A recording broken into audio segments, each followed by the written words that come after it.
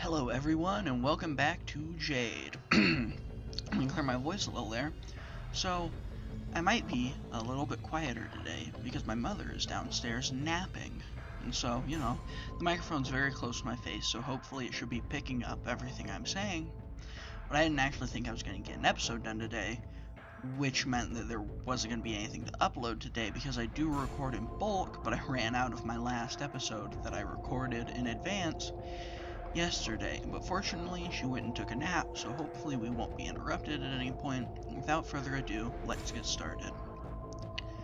The Creatures of Grimm. You've never seen one before. As Jack places her right hand on my left shoulder, I realized that I had been clenching my right hand pretty hard. My left hand was already grasping at the hilt of Janny's whip. I thought Janny was on your left hand and you had to grab it with your right. I lick my upper lip, noticing my heavy perspiration as the pack of wolf-like creatures growls and slowly prowls closer to us. Scary critters, aren't they? They're a bit too big to be called critters, I think. There you go. Fall back on what's familiar. Relax enough so that you won't freeze. She lets go of my shoulder only to place her back against mine. But not too much that you become careless. These things have a nasty habit of surprising you. They don't scare, they don't care about missing limbs, and they keep on coming until either party is dead. I swallow, my hand slowly extracting my whip. The Grimm on my right snarls in my direction, and his claws dig into the ground. How's your aura? Not completely full, but recovering. I feel her back muscles flex and hear a sound of machinery coming from her front. More than enough for a few beowolves. Just keep calm and aware of your surroundings, and don't forget. I feel her right fist bump me in the left thigh. We're in this together, alright? That actually does make me feel better. Thanks, Jack. You're welcome. Now.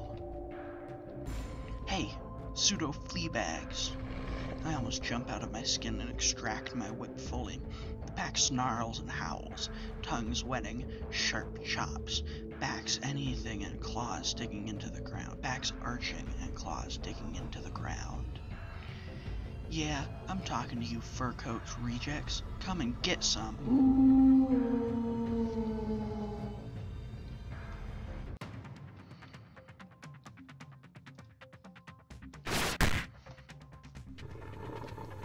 Huddling together. So I almost exclusively use close range attacks for the main character. For Jack, you'll get a control the whole party later. For Jack, I almost exclusively use ranged, for Evelyn melee, and for Penny range. Your main character Penny tend to do the same amount of damage regardless of whether you do ranged or melee, but with Jack and Evelyn there's a noticeable difference.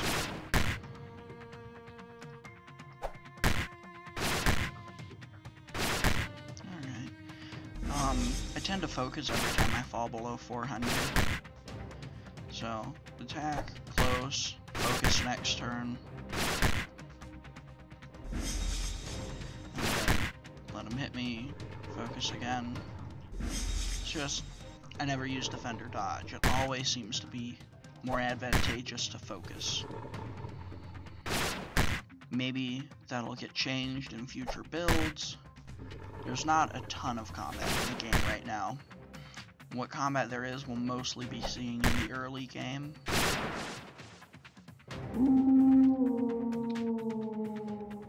Alright, next.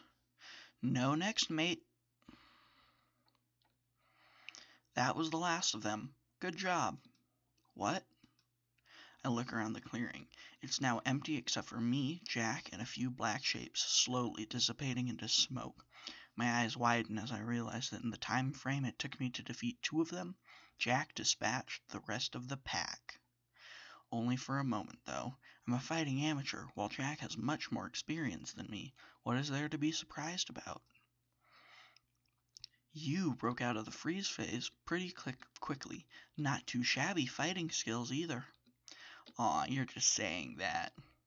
No, seriously, you're way better than I thought you'd be.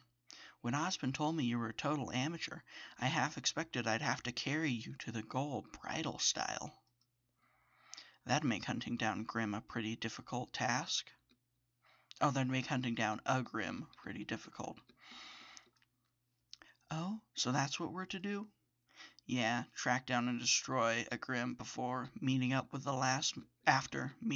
last member of our team.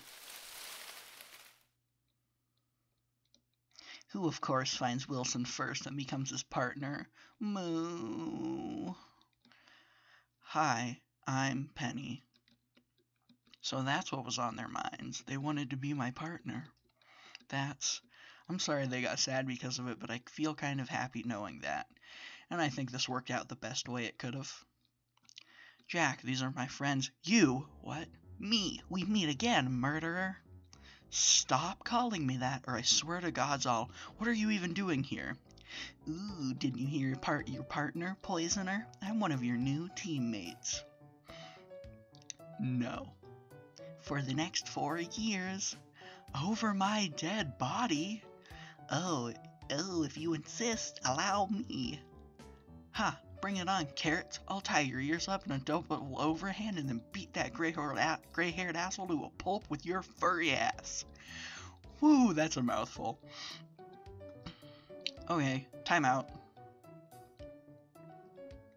I move in between the two girls, stretching my arms to the side as so to increase the dangerously diminishing distance between them. What's going on here? You two know each other already? How could I forget the face of my would-be killer? For the love of God, I was not trying to kill you, but you're certainly making me wish otherwise. You've lost the privilege of me trusting anything coming out of your mouth and made by your hands a long time ago. Ah, be prepared to lose trust in your face then. Calm down already. What the hell happened between you two? She insulted me after you tried to give me food poisoning. What? Food poisoning? I'm sorry, but not my fault your stomach can only handle carrots. Sure, the fault is on my stomach, not in your awful cooking. There's nothing wrong with my cooking. We almost botched the mission because I was too sick to even speak properly. Maybe you got the flu or something on the way there. Ah, I'm starting to see what this is all about. But what do they mean by a mission? Everyone, please. What kind of scatterbrain would get herself sick before going into dangerous territory? The kind who pairs magenta with green and red. It's my artistic vision, yeah. Will the three of you pay attention to me already? That was loud. Sorry, Penny, what is it?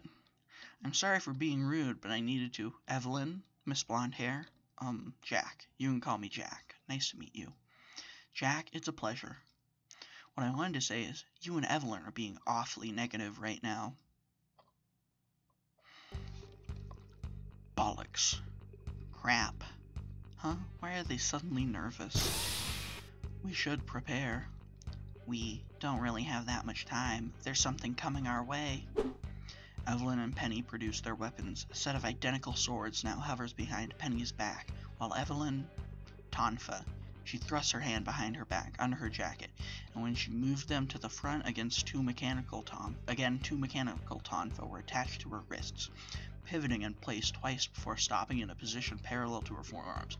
So, before you tab out and Google what Tonfa is, like I did the first time I played this game, they're kind of like batons. They've got that general shape to them. I think they're East Asian in origin, which Mistral is based off of East Asia, I think. So, you know, kind of like a baton. They're mechanical, and she says they attach to her wrists as opposed to something like holding on to a handle.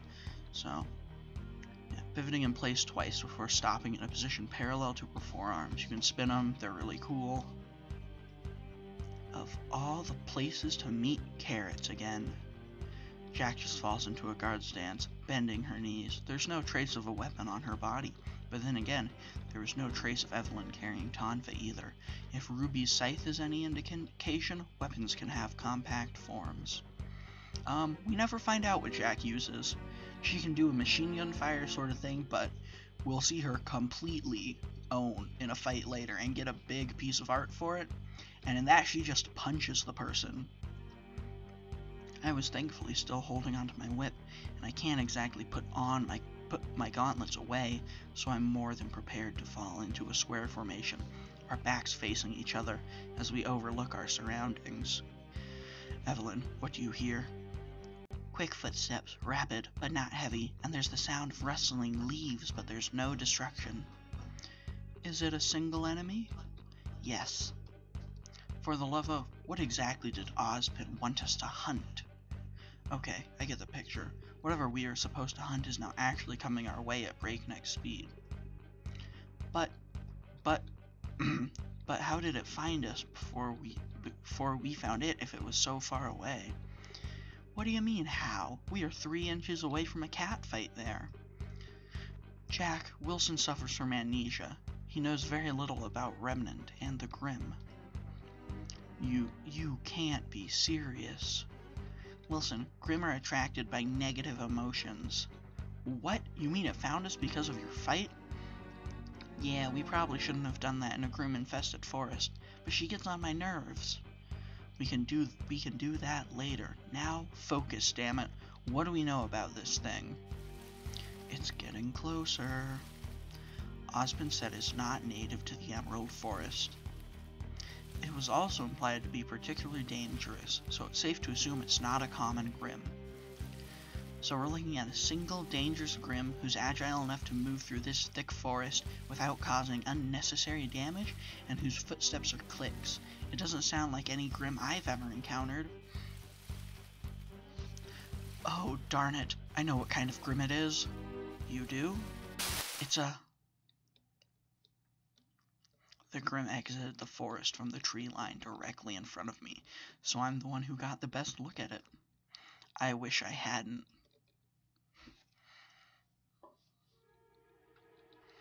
Look at that. Look at that. The gangly figure slithers its way into the clearing. The middle legs touch the ground first, precisely setting on the underbrush with a nary sound, while its posterior twins still rest on the tree. They're thin but strong, made of chitinous, lucid darkness. This thing is horrifying. This is a wonderful job at making me feel uncomfortable. It's just scary, you know? And the fact that the eyes, you can kind of see behind it, that's a really nice detail.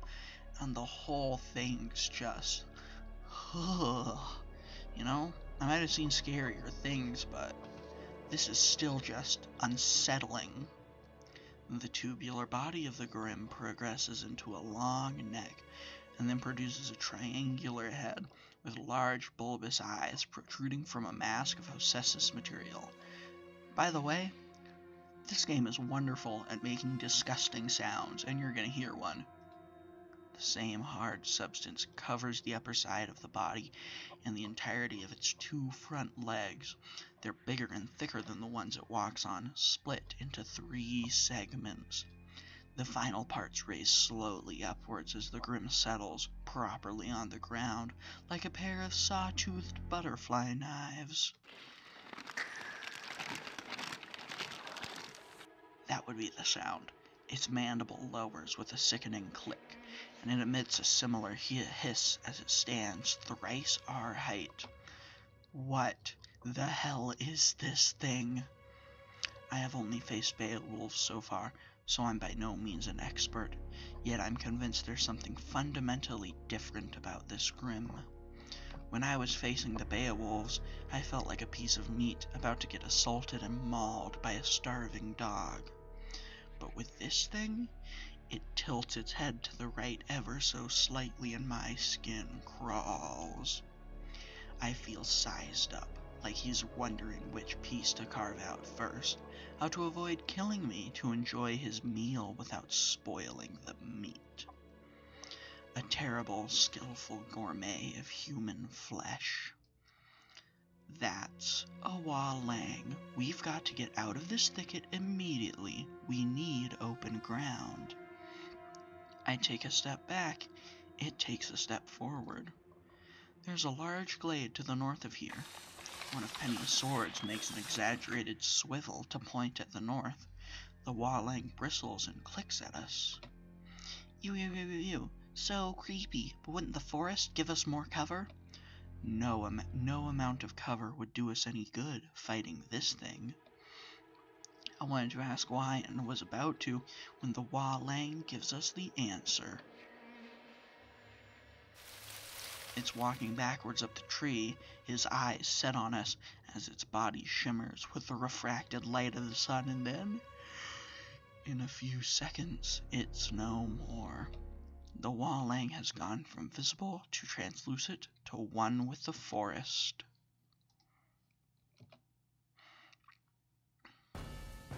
Oh shit. Let's get out of here. As we burst through the tree line, I hear clicks, moving shrubbery and creaking wood from a few feet behind us. Our pursuer is foregoing its grace in the pursuit of prey. It's right behind us, isn't it? Darn right it is. I'm not stopping to check. Can we even outrun it in a forest? I'm sorry that you couldn't be easy to duck! Or duck. Holy, we land in a roll, back on our feet and run past the felled tree, its top half crashing to the ground. Less talking, more runny. What Evelyn said, not all enemies will allow you to think about your next move, Wilson. Sometimes you just have to act. The trees, it's coming again. Wilson, watch out, dodge. I have to dodge the Walang's attack, but in which direction? Dora! Another tree falls to our pursuer. Better it than me, though. The Walang's front legs are sharp as steel. Good job, Wilson. I don't think you're supposed to compliment people on avoiding death, but thanks anyways. Keep in mind that though unlike now, you'll more often than not have a limited time to make your decisions. How much farther, Penny? 720. Duck! My eyes widen as I see a tree a few paces in front of us starting to fall on its side. The damn Grim sped up in front to try and block our path. Jack hesitates, but for an instant. We can't slow down. That tree, we should slide. Slide underneath it. Good idea, let's... What? I feel my aura flaring, its warmth pumping from my core all the way to my limbs. The body goes lighter and my steps quicken, hammering at the underbrush. The tree is still falling. We're not gonna make it, we're not gonna make it, we're not gonna make it. I can't believe we made it. Yes, take that, you overgrown bug. As we tear through the thicket at breakneck speed, I realize I'm keeping up.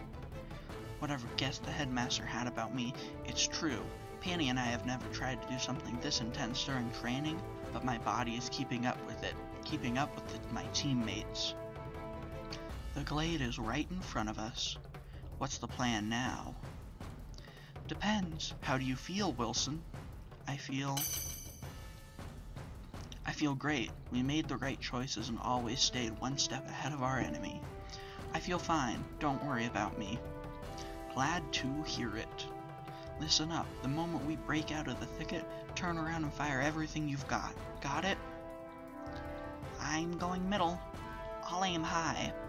I'm going low then. I may not be a good shot, but I can't miss anything right in front of me. I'll join you, partner, when I count from 3. My left hand goes for a back pouch the Ruby got me when she bought all those crystals. I don't need to fish around, since the only kind of dust I have in it is fire. With a small burst of aura, I feel the crystal shatter and disappear in my grip. The metal warms up, the creases of it and the black symbol coming alive with red light. The frustrated grim is hot in our tail, weaving through the thinner sea of trees and crushing the smaller ones in its way, trying to reach us before we get out of the forest and it loses its advantage. 3, 2, 1.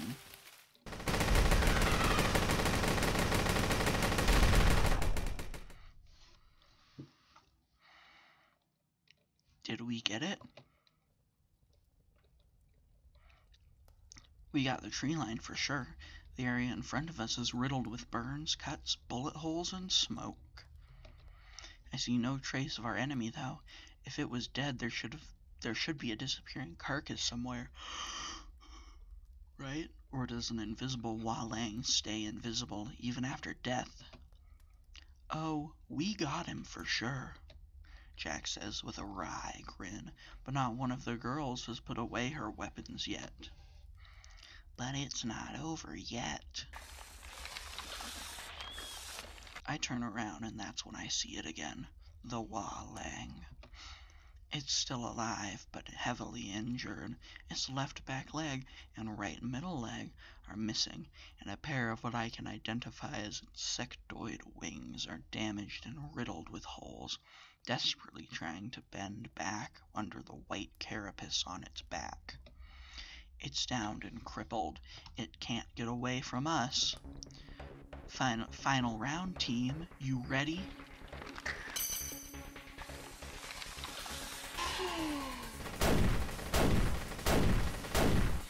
Now we get to see just how outclassed we are by everyone.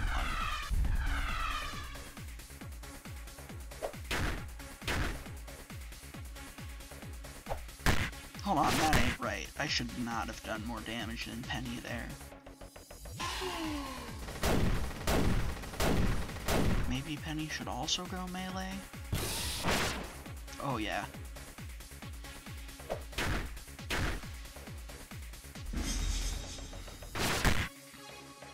Alright, looks like I had her wrong.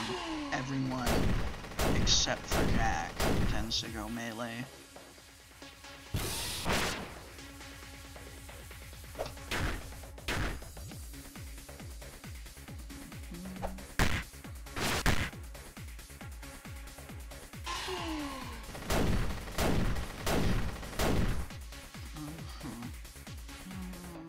Penny.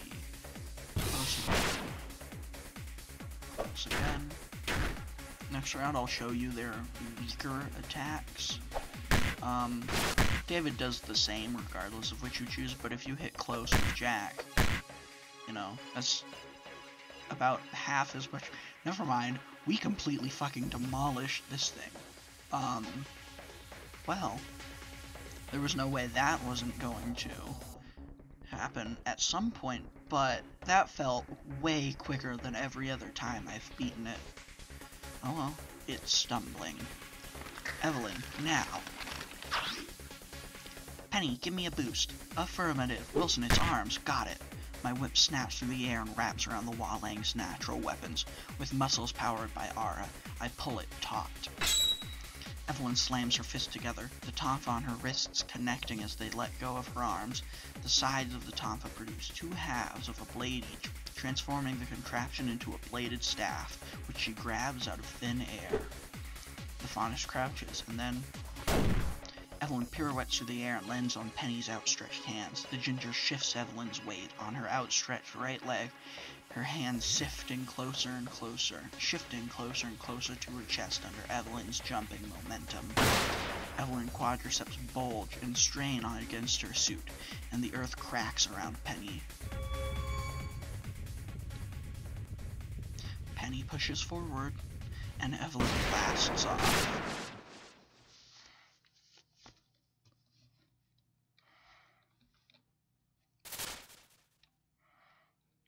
And that takes care of it.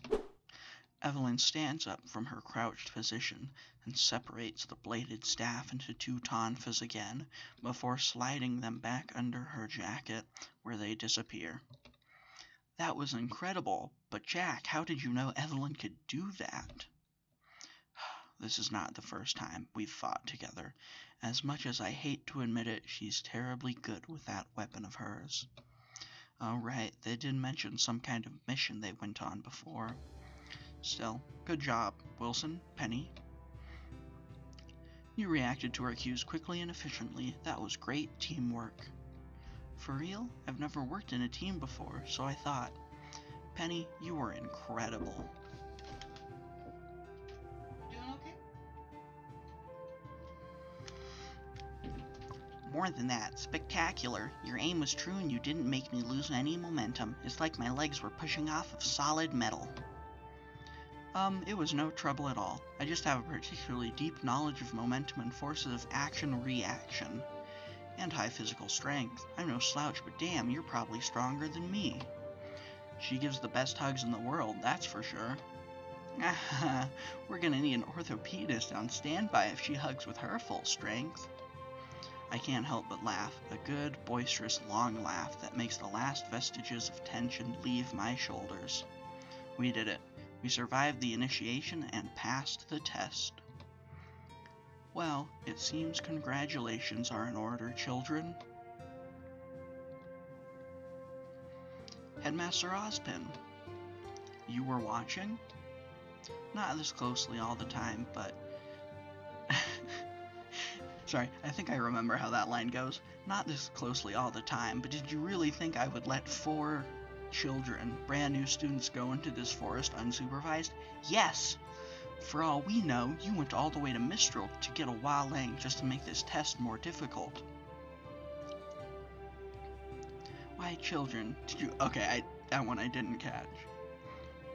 Why, children, do you think I would ever... Yes! Anyways, are you here to take us back to Beacon, Headmaster? Among other things. The headmaster turns around and points to the ruins scattered throughout the large glade we're standing in. The Emerald Forest was once home to a flourishing civilization. It can be considered a precursor of modern Vale. But like civilizations are wont to do in Remnant, it fell. How are you supposed to read that sentence? It fell. Those that came after it learned from its fall, from its internal strife and wars. And yet, we repeated the same mistakes. Children, we live in a world where learning from the past is not good enough anymore, so what other option is left to us? I mean, this suddenly got deep and somber. Learning from the past doesn't help us avoid the same mistakes. Well, that's a given. It's because all events, including mistakes, are connected to their own times. Knowing about mistakes committed by your forefathers can only help you so much in a world that's continuously changing. So if the past is no good, and you can't look at the future, the present? Yes, Mr. Decabegus, we learn from what's around us. We learn from other people, especially those who are different than us. Only seeking to interact with those who think the same as you puts a limit to what can be learned from each other. Which is why it's important to try and make ties with as many people as possible, even those you may disagree with on certain issues. You 4 are as different from each other as can be. You all have unique pasts, ideologies, and aspirations, but it's my belief that despite these differences, you will rise above the challenges before you victorious. You will rise above the challenges before you, victorious, wiser, and more united for the experience. Just like you did earlier today. Jacqueline B. Ivory, Penny Polendina, Wilson D. Cabegas. There, finally, we get to see what the MC looks like. Evelyn Dameron. From today onwards and forevermore, led by Miss Ivory, you will be Team Jade. Wait a minute, there's no A in either of Penny's initials. And that is where we're gonna leave off. We'll start Chapter 1 of Beacon Week 1 next time.